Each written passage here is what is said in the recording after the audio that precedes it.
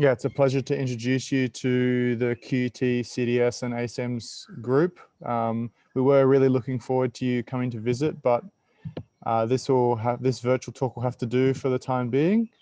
Joris, for people that haven't seen Joris's work or haven't met him at a conference, Joris is an assistant professor at Delft University of Technology in the Netherlands. He has an interest in developing and analyzing stochastic processes. In particular, at the moment, that's piecewise deterministic Markov processes, and he's done a lot of really big work in the area for computational Bayesian inference. So as that's a big part of a lot of our work at QUT, we're really keen to have you talk about some of the spectral theory on that. So without further ado, I'll turn it over to you.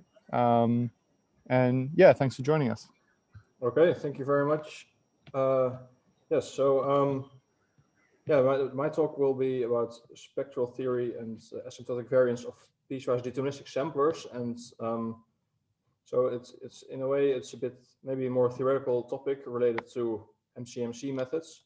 So first, I'd like to introduce some of my collaborators, some of whom you might know.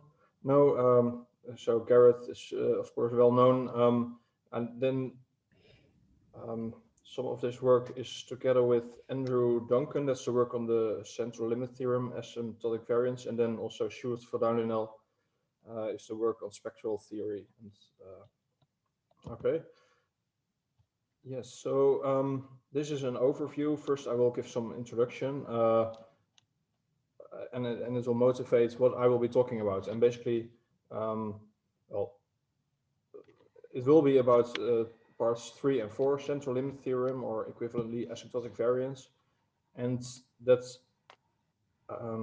we should see in kind of in contrast with the topic 4, the spectral theory, and I will apply this to the topic of piecewise deterministic Monte Carlo, which I of course first have to introduce because I won't assume that everybody knows this. Okay, so as a motivating example, so this is not about piecewise deterministic Monte Carlo at all yet. It's just a very simple Markov chain. We have two states and a transition probability between these states, and and then we have to do something with the remaining probability. So it's probability 1 minus p. We stay where we are. Okay, and then you can get this transition matrix, and we can compute the eigenvalues of this transition matrix. And then, well, you see there's always, of course, a Markov chain. It has an eigenvalue 1, and then there's one other eigenvalue, lambda is 1 minus 2p. And that means that the spectral radius, that's the largest eigenvalue in absolute value aside from this eigenvalue 1. So that's absolute value 1 minus 2p, and that's then minimized for taking p is equal to 1/2. And okay, so then you see that well, there's also this inequality which tells you it's the importance of the spectral theory. It tells you that the rate of convergence of the law of your process to the stationary distribution, and here the stationary distribution here is the uniform distribution, and the notation is pi for that distribution. Well, this convergence, of course, goes with this spectral radius to the power n, essentially. Okay, and we want the spectral radius to be as small as possible, and that's obtained here for p is 1/2, and actually the spectral radius is equal to 0. Some maybe that seems surprising. What happens actually is that well, with probability 1/2, after one move you are randomly at one of the two states, and so it's basically it's independent where you are from the previous state, and you mix, as we say, extremely fast. So you're within one move you have converged to the stationary distribution in that sense. But then that we should view in contrast with asymptotic variance. So what is asymptotic variance? It's looking at the average over time of some function that you may be interested in. Okay, so usually you would compute an estimate for this expectation of the function f of xi. By the way, I'm not sure if you see my mouse. We can see it, Joris. Okay, Yeah. great. Okay. So usually you would compute an estimate for pi of f by averaging over f. Okay, and then the central limit theorem tells you that if you multiply by square root of n, or in other words, if you look at this expression, then that should converge in some generality, but in any case for this Markov chain, it should converge to a normal distribution with some specified variance, and that's then called the asymptotic variance. And I mentioned here the relative asymptotic variance because I see it as a prefactor of the variance of f itself, and then multiplied by this prefactor, and that's 1 minus p divided by p.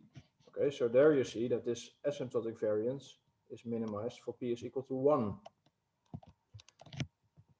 So what happens in this case is that if p is equal to 1, then at every iteration deterministically you will move from one state to the other state. Okay, so the chain will be completely deterministic and periodic, but this average basically will converge at a rate faster than 1 over square root n. It will converge at a rate 1 over n in this extreme case. So the convergence of this expression will be very good for this value p is 1. So you see that, and this is just to summarize how this chain behaves for these cases. You see the contrasting behavior of convergence in distribution and convergence of the ergodic averages. And that's now also something I'd like to investigate for the topic of piecewise deterministic processes. Okay, so that's the motivation of this talk. Investigate asymptotic variance and spectral gap for a prototypical PDMP method, the Zig-Zag Sampler. Okay, so what is piecewise deterministic Monte Carlo? So here's a quick overview. On the left-hand side, you see classical MCMC methods, for example, Metropolis Hastings, Gibbs sampler. Okay, and we know classical MCMC. What we do is we build a Markov chain which has some desired stationary distribution. So it will be a discrete time process, and and because of that discrete time nature, we compute approximations of a quantity of interest by a discrete average. And these algorithms, well, typically it's not really necessarily so, but typically they are reversible, and that means that from one state, essentially the probabilistic flow into the state is the same as the probabilistic flow from the state. But sorry, I should say that more precisely. If you have two states of the Markov chain, the probabilistic flow from x to y, from one state to the other, is the same as the probabilistic flow from y to x. And so what you get is if there is a probability to go in one direction, and there's always also a probability to go in the other direction, and that gives some random walk type of behavior. And then, well, already since the 80s in the 90s, there has been interest in looking beyond reversible change in the hope that you get more efficiency. And one of the more recent developments, maybe starting with this paper in physics, Peters and de With, but also then later brought to the statistics community in Bouncy Particle Sampler paper, and more or less sort of independently Zigzag Sampler paper by me.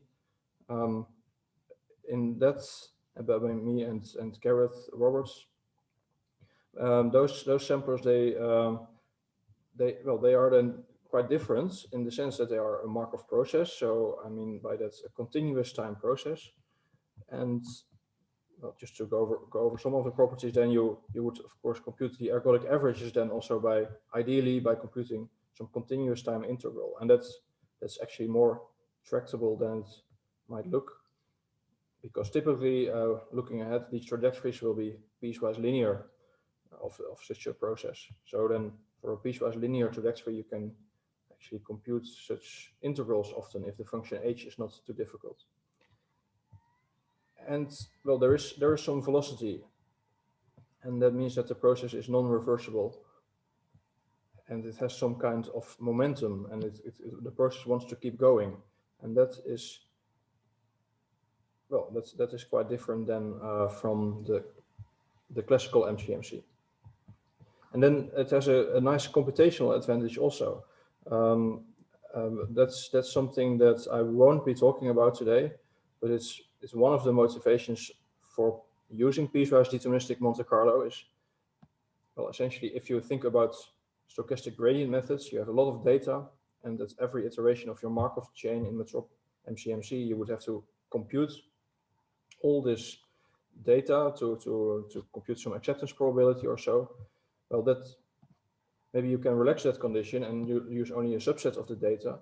Well, the classical MCMC algorithms will then not have the correct stationary distribution. And actually, it turns out that piecewise deterministic Monte Carlo will have the correct stationary distribution, even if you only look at a subsampled set of your data at each iteration. So that's quite interesting property. At the same time, it's not something that really does miracles, because well, you have to get it exactly right. You have to use some control variates to make use of this property, and it seems to work in special cases, and we're still trying to figure out can we find other uses for this. But there are many ways to make this useful. So it is an important property. Okay, and maybe I should also mention, in light of this slide, maybe some of you may wonder, where is Hamiltonian Monte Carlo then? Because it has a velocity, it seems like a continuous time process, or it has some properties of it. And yes, in a way that's true, but after Hamiltonian Monte Carlo, you make some leapfrog steps, and after that you refresh the momentum, and basically that between the refreshments of momentum, essentially you get kind of a reversible Markov chain. So it's strictly speaking, it falls into this picture, but then it depends on the length of the leapfrog steps that you take. And it's also possible to phrase Hamiltonian Monte Carlo as a continuous time process. Then you get randomized HMC. And yeah, so it's Hamiltonian Monte Carlo is a little bit at the boundary of these cases, I think. Okay, then an example of such a piecewise deterministic Monte Carlo method, and that's here. I'll just mention the one-dimensional zigzag process. So, as I mentioned, continuous time, and there is a state x, which is in the real numbers, and then there's a velocity which just takes discrete values here, -1 or +1. Okay, and the velocity, well, we will be interested mainly in the, well, we want to sample over the x components, and the velocity is just an extra variable to make that possible. Okay, but the dynamics of the process are then that we move x in the direction of the velocity until a switch occurs. And this is the special bit about piecewise deterministic processes, is that the switch occurs at random times. And at what times is that? Well, it's governed by a switching intensity, lambda. So you then get, it's probably on a slide in the near future, the actual definition of the time when to switch. But basically, if lambda is large, then you will switch very soon, and if lambda is small, then you won't switch very soon. Okay, so then here on in the picture you see on the horizontal axis it's time, on the vertical axis it's position, and you can read off the velocity as it alternates between -1 and +1. Okay, so well, our goal is to sample from some target density. So here is the target density, and I always write it as exponent minus u of x, and then I call u of x a potential function. Okay. And what happens for this one-dimensional zigzag is you can show that pi is a stationary distribution if and only if the switching intensities are related to that potential function in this way. So the switching direction in the positive, the switching rate in the positive direction minus switching rate in the negative direction is equal to the derivative of this potential function. Okay, that's kind of implicit. It's maybe not so nice. I just want to know what should lambda be. But I can rephrase it in this way. Lambda, you can check its exercise. Well, the easiest bit of the exercise is to show that if lambda satisfies this condition, then it also satisfies this condition. But you can also, it also works the other way around. If lambda is like this, then it has to be like this. And what is it? It is, well, first the easy bit, there is some refreshment rate, which doesn't depend on the velocity, but it may depend on position. It should be non-negative.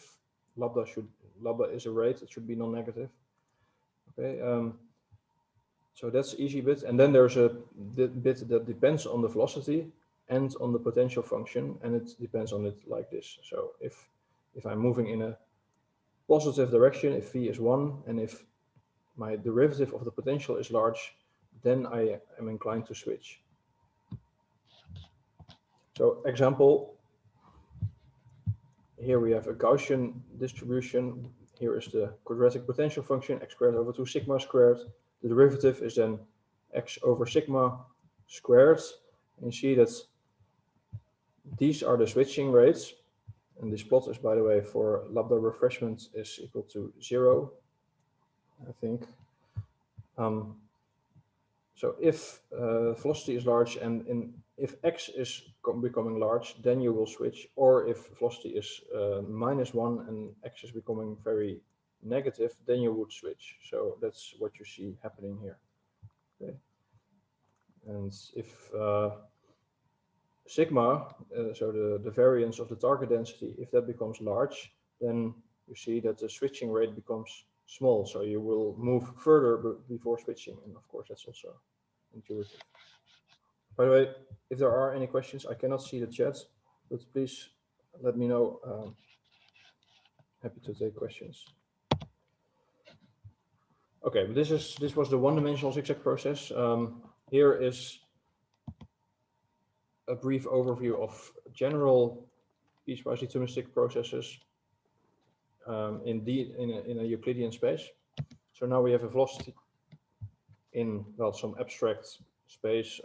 It can be RD, or it can be, sometimes it is the unit sphere in RD. It's the velocity space. And but the target, the space of the position is RD for the sake of these slides, this presentation. Okay, and of course, well, the velocity really has the meaning of a velocity, so that means what we see here. And it changes, as with the one-dimensional zigzag, according to a transition intensity function lambda. So it's a function of the total state space, the total state, which is this set E. Okay, it should be non-negative. And this is this formula that I was hinting at for, okay, what does it actually mean, the switching rate? The probability that your switching time is larger than or equal to t is this exponential. Okay, at the time of a switch, then we, according to some rule, we choose a new velocity. In the zigzag process, it was deterministic. We just switch the velocity from +1 to -1 and the other way around. But in general, we can allow for random jumps based on position and velocity, but only switching the velocity. So it is kind of a Markov kernel from current states and velocity, current position and velocity to, it only modifies the velocities. Okay, then yeah, if you know the law of the process, if you know the intensity and the jump kernel, then you know the law of the process. And later on, we actually will see an example where this is generalized a little bit, because maybe this slide I should call piecewise linear Markov processes. Here, the velocity itself is not changing except between jumps, but we are now also more and more looking at processes where also the velocity is changing a little bit in the flavor of Hamiltonian Monte Carlo, even closing that gap more. And we will see, I think, an example later. Okay, so I mentioned the one-dimensional zigzag, but I should mention the Bouncy Particle Sampler and the multi-dimensional zigzag as examples. So here is the Bouncy Particle Sampler. So this is the state space. Again, this can be also be chosen to be the unit sphere in RD, but okay, for now, let's take it like this. Here is our stationary distribution, and the velocity distribution will be a standard normal. This is our switching intensity, so it looks very much like this one-dimensional zigzag, but now instead of simple multiplication of phi with derivative, this inner product of phi with the gradient of u. And what happens when we jump? So this will be a deterministic jump kernel. Once we jump, we reflect reflect phi, and that's then along the direction of gradient u is maybe not clearest, but it's yes, all the components of phi remain unchanged except the component of phi pointing in the direction of the gradient of u. That component is reflected. Additionally, and it's maybe something to mention, you can have multiple switching rates and then multiple switching events that happen at these rates. So we have another rate, lambda refresh, and at the rate lambda refresh, we just randomly pick a new velocity according to this standard normal distribution. And why is that? Why do we need that? And that is because otherwise the Bouncy Particle Sampler would not be ergodic.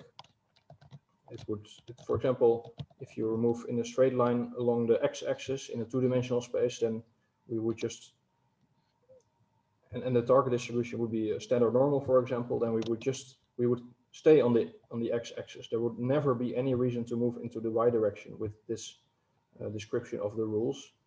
So this refreshment takes care of the possibility of moving also then in the y direction at some random time. Okay, so that's the Bouncy Particle Sampler in a nutshell. Then multidimensional zigzag is, well, all is very similar, but now we have this discrete set of directions. And we have a uniform distribution on that set of directions. For every coordinate, there is a switching rate, which looks like this. And the jump kernels are to deterministically flip the ith component of the velocity. So this is the rate for flipping the ith component of the velocity. And does it? Yes, it works. Okay. Here is some movie of a banana-shaped target distribution and the way that the zigzag process would move and explore this. Okay, so you clearly see the discrete set of velocities. Okay, and then some recent progress is that, well, as I mentioned, we are extending to processes that are not piecewise linear. So in the middle and right picture, you see zigzag and bouncy, and they are piecewise linear. And you see, we didn't see an illustration yet of bouncy, but here it is. It can go in all directions.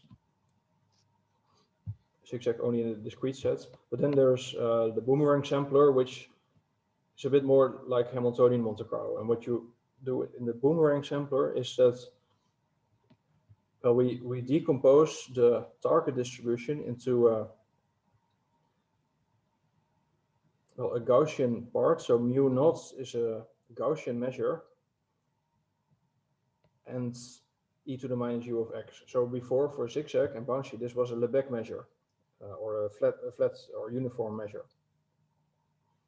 Okay, but now we take a Gaussian measure, and we can take care of this Gaussian measure. So suppose if u would be equal to 0 here, and we would just have the Gaussian measure, then if we would have these dynamics, x dot is equal to v, and v dot is equal to minus x, v dot is minus x, then that would already have a stationary distribution, this Gaussian measure. Okay, so now that takes care of the Gaussian parts, and the e to the minus ux parts we can, as we did with Zigzag and Bouncy, we can have reflections, random transitions at random times to take care of this bit. Okay, so that's then a kind of a hybrid between Hamiltonian Monte Carlo and Bouncy or so. And the idea being that, well, also in high dimensions, for example, in high dimensions, in infinite dimensions, a Lebesgue measure is not even well defined. So, and in high dimensions, therefore, you may benefit from using this kind of decomposition, identifying some Gaussian part in your distribution, and not having to do any computations essentially, because this takes care of itself. Okay. Essentially, well, this is, well, just to mention, yes, this distinction between sampling from Lebesgue measure as a reference measure or Gaussian measure as a reference measure, and you can then divide also MCMC methods between these cases. And okay. So in recent years, we have done a lot of, well, we tried to do theory. I tried to do that, and other people tried to do that. And so we really, at least at a qualitative level, so we know quite a lot about the processes already. So one question that was initially very interesting and kind of puzzling was the ergodicity of the Zigzag process, because it looks like these trajectories with these discrete directions. Yes, seems like they can explore everywhere. Sorry but to keep you waiting. I was just chatting to Edgar about this paperwork. That's fine. I just want to see the ergodicity was initially a question, but well, we managed to show that you don't need additional refreshments or so for Zigzag, and you do have ergodicity then for the Zigzag process. So that's reassuring. And for Bouncy, it is, with this additional refreshment, it was sort of quite clear from the start it would be then ergodic. And then people managed to establish exponential ergodicity for both processes. And central limit theorems often come hand in hand with exponential ergodicity. For one-dimensional Zigzag, we could also do some nice computations there. Okay, and then how does the processes, how do they behave in high dimensions? Here is a paper discussing that. And then a more or less recent paper about spectral theory is this one, that I will be talking about some of this today. And this is again one-dimensional. In the one-dimensional case, you can just be much more specific. I'd also like to mention that maybe the best understanding at the moment of what is the convergence rate of these different processes is obtained using techniques from hypercoercivity. And then this was sort of initiated by Christoph Andreu and 3 other authors. And very recently also there is this paper which has a very original approach to establishing hypocoercivity. Hypocoercivity essentially meaning contraction in L2, but without knowing the spectrum exactly, so getting bounds on contraction in L2. And for that, yeah, this paper, the paper in the bottom is maybe the most relevant at the moment if you want to know the rates of convergence of these processes.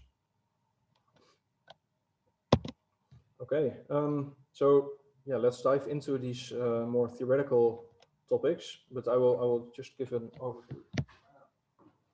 Keep an eye on the time. Okay, so first of all, central limit theorem. So what does it mean? A process, and here I think of a one-dimensional process. A process satisfies a central limit theorem if this relation holds. So if I look at, essentially, if I look at the continuous time ergodic average, so that would be 1 over t here, but then I multiply by square root of t, and then I get this expression, and that should converge to a normal distribution with some specified variance, and this variance, this is then called the asymptotic variance, sigma h squared, and it depends on this observable h. Okay, and then in the one-dimensional zigzag process, you can well, you can decompose it in this way, right? The zigzag process is it's just switching +1 velocity, -1 velocity, and we can identify the times at which it hits the origin and the times at which it reverses direction. So the times hitting the origin are the t0, t1, t1, but then with a plus if it's moving in the plus direction and a minus if it's moving in the negative direction. Okay, those are the times of hitting the origin, and S1 plus is, well, switching because from +1 to -1, and S1 minus is then etc. The times of switching direction. And then I can decompose the trajectories. So all the time I'm hitting the origin, and if I now look at what is the trajectory doing from between t0 plus and t1 plus. Okay, from this time onwards, I know it is moving in the plus direction, and I know it is at state 0, and so that completely specifies my Markovian state. So I don't need to know the past, and conditional on being in t1 plus, I know, well, the distribution of this trajectory should have the same distribution as this trajectory, essentially. Okay, so to phrase it precisely, if I look at this random variable, so I have this observable h, I integrate it over this time period, ti -1 plus to ti plus, that those random variables should be independent and identically distributed. So that means, well, this integral, especially when t goes towards infinity, we can build it up from these building blocks. So we just get sums of those random variables yi, and so a central limit theorem in this one-dimensional case essentially follows from CLT for these sums of the yi's. Okay, that's a nice idea, and it gives you an expression for the asymptotic variance. But then also you can have a more abstract and more general approach to central limit theorems, and that's, well, I think I will go very quickly here, but this is typical for obtaining central limit theorems. You need to solve a Poisson equation.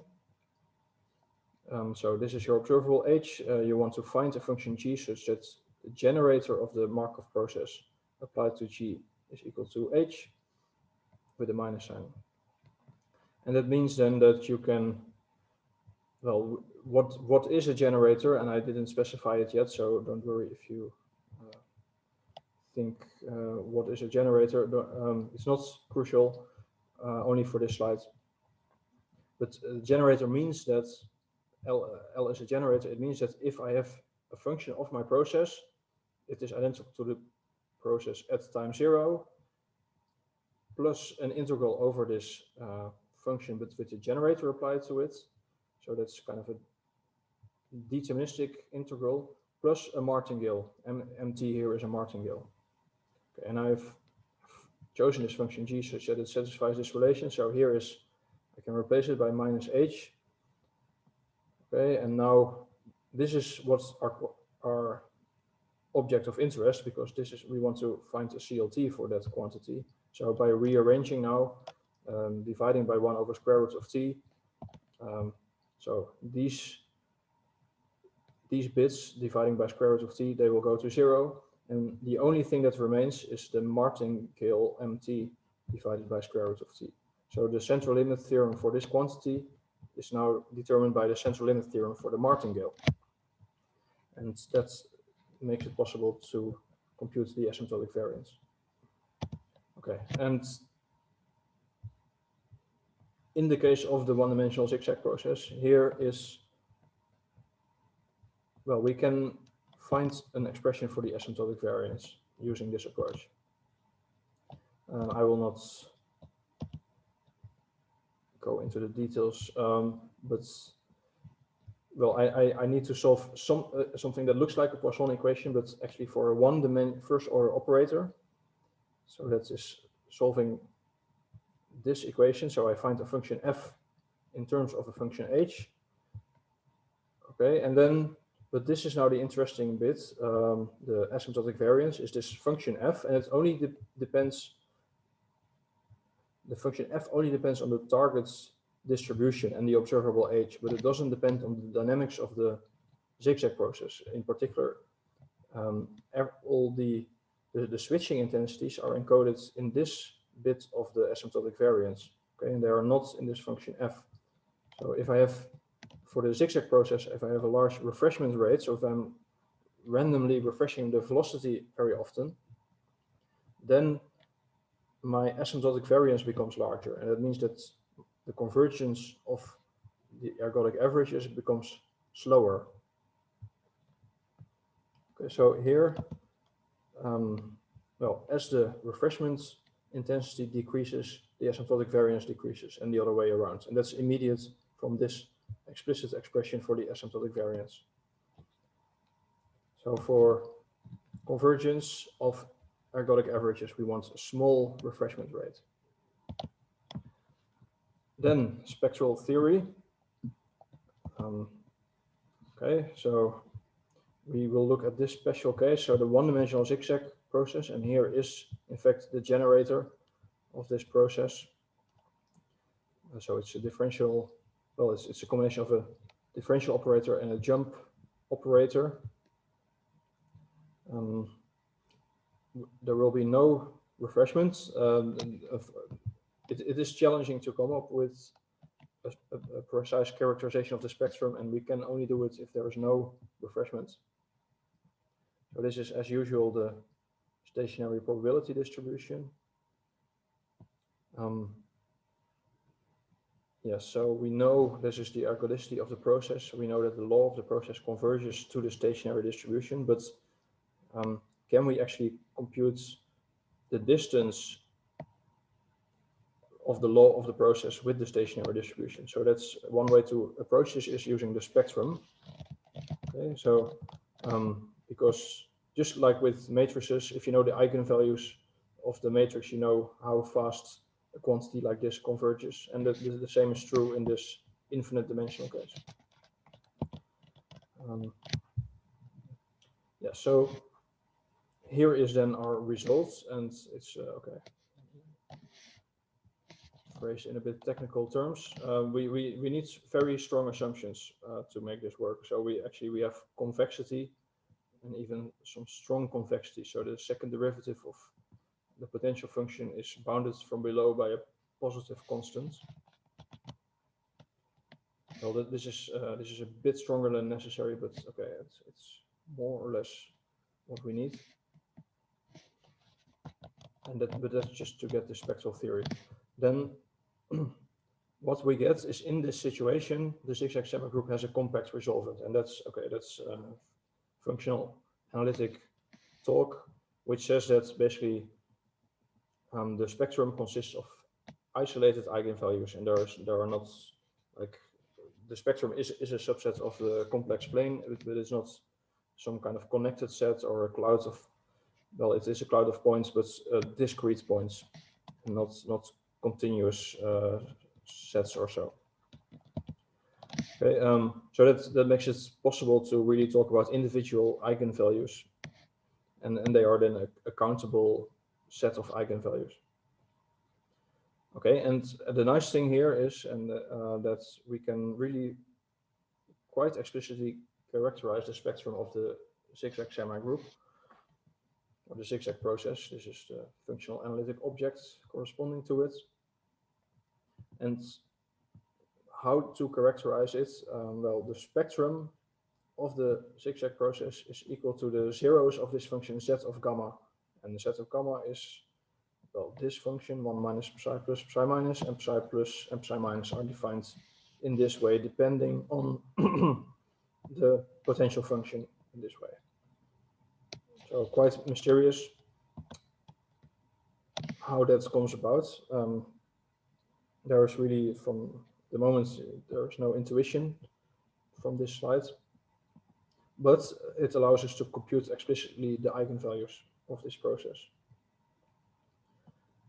Okay, and then we can also show, and you need to do some work, actually, that the spectrum of the generator can be used, in fact, to characterize this convergence to equilibrium. So yes, here it says this largest eigenvalue of the generator determines the convergence.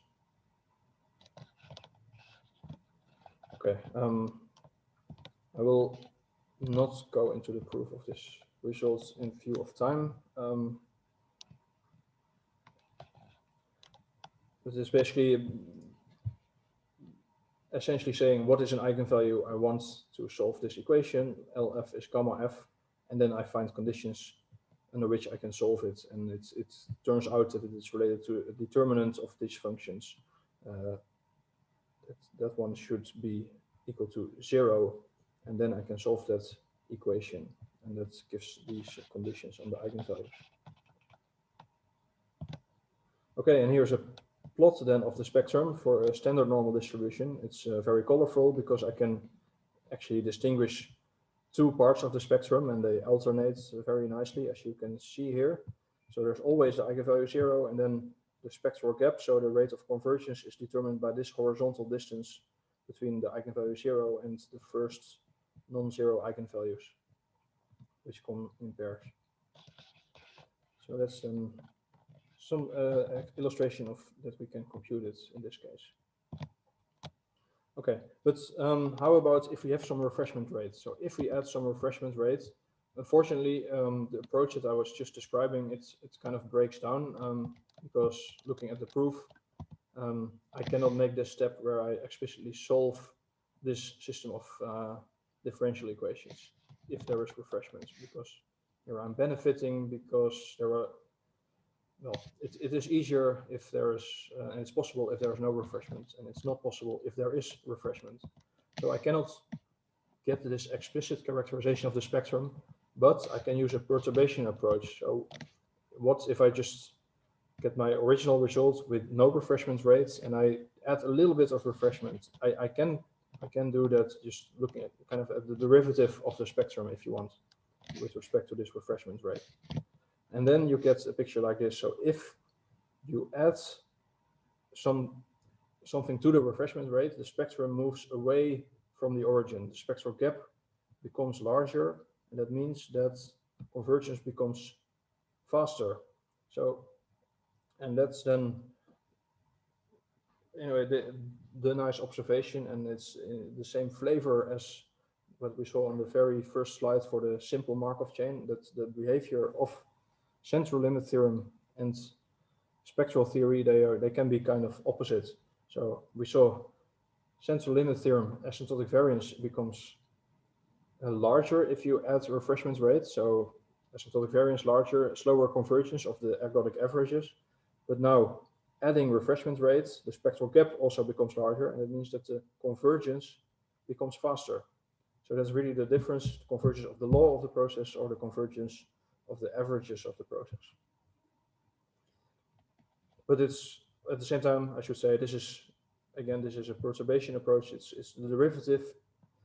So it's starting from refreshment rate 0. I can give this direction to the spectrum, but maybe the trajectory, it is unclear how it moves, and maybe it moves very wildly once you add more and more refreshment rate. I don't know. Okay. So this is the overview. Increasing the refreshment rate, it increases the asymptotic variance. That's not good, but it does increase the spectral gap, and that is good. It depends a little bit on what you want. So spectral gap, well, the complete understanding we still have to work on. It's not easy, but it's kind of normal that it's not easy. Also in the case of diffusion processes, it's very difficult or impossible to get explicit results. We should have moderate expectations, but we can try. And then here are some references, and that's it then. Thank you for listening. Thank you, Joris. That was a great talk. I was really impressed at how you brought it up from a very eloquent overview of PDMPs and the Zigzag and the Bouncy and the Boomerang Sampler, and then managed to get us all the way to central limit theorems and spectral theory. That was really great. Are there any questions from the participants? I've got one, but I just will open the floor to the participants first. Feel free to jump in and ask a question. I have a couple. Thank you. It was a great talk. Really enjoyed it. So one of my questions is basically, is it hard to do the integration in the Boomerang Sampler to estimate your expectations? Yes, so you say we get then these continuous time trajectories, and how can I average over time, essentially? That's your Yeah, question? because in the Zigzag, I guess it's linear in time, so the integration's very easy. Yes. I guess you can do it. Again, it depends on the observable. What we did and what may work just as well is discretizing the trajectory. So you take fixed time intervals, you take samples at these fixed length time intervals, and treat them as you would treat any MCMC sample. And that's the easy way out. That always works. Yeah, that makes sense. Thank you. Yeah. Cool. And then the other one was, are there many situations where you can find the bounds you need to get the rates, but the control variates don't work very well? So making it hard, I guess, for big data. Sorry, what? So I'm basically in which it doesn't work well. You are asking? Yeah, I'm basically just wondering, are there any situations where the control variates don't work well in the big data setting? Yes, well, okay, maybe it's easier to ask the question, when do the control variates work well? When do we know the control variates work well? And that's in quite special situations. That's when the way that we developed the control variates approach was if you have a strong posterior contraction, so you have a lot of data, and because you have a lot of data, the posterior looks more and more like a unimodal distribution centered around maybe a true value of the parameter or so. In such a situation, then you can make use of this, well, theoretically make use of the shape of this posterior distribution to know that the control variates approach works well. But if you have a lot of data, but maybe the problem is very high dimensional, so that you don't yet have posterior contraction, maybe the distribution is still multimodal, for example. In such cases, well, you need to be more clever, I think, to make this subsampling approach work, and to maybe get better control variates. Right.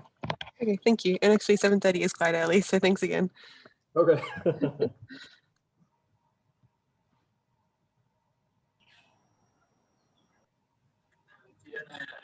had a question if that's okay.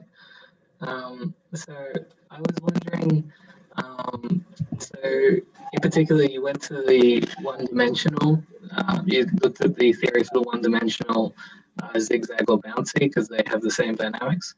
Have you also done the one-dimensional boomerang there?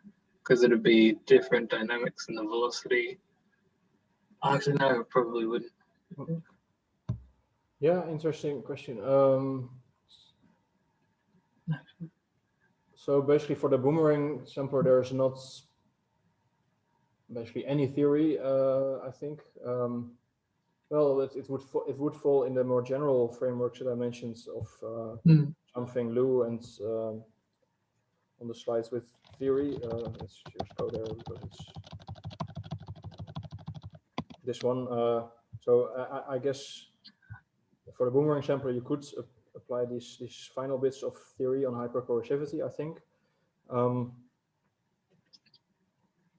And yes, some of the ideas that I talked about today, you could try and apply for the one-dimensional boomerang.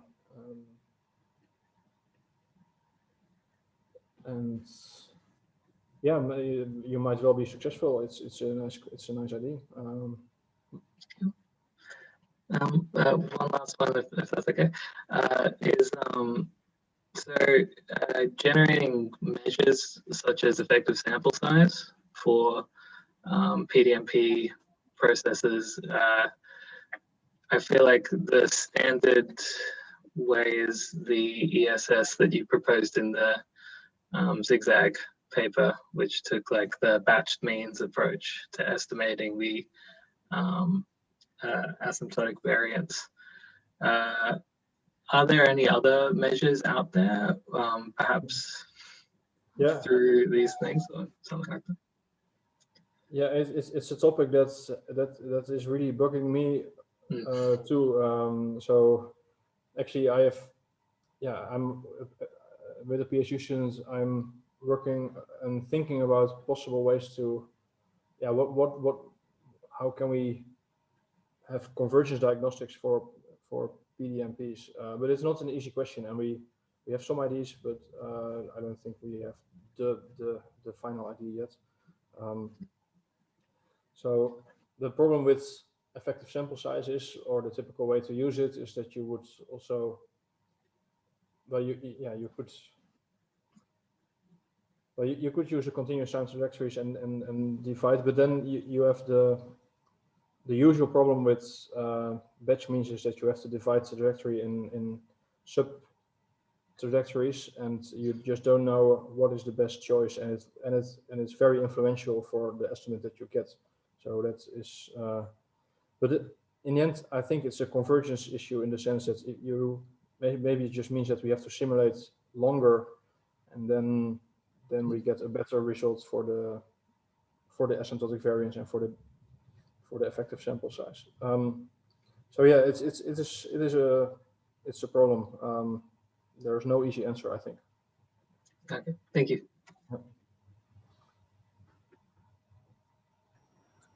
So I'll just ask my last question that I had.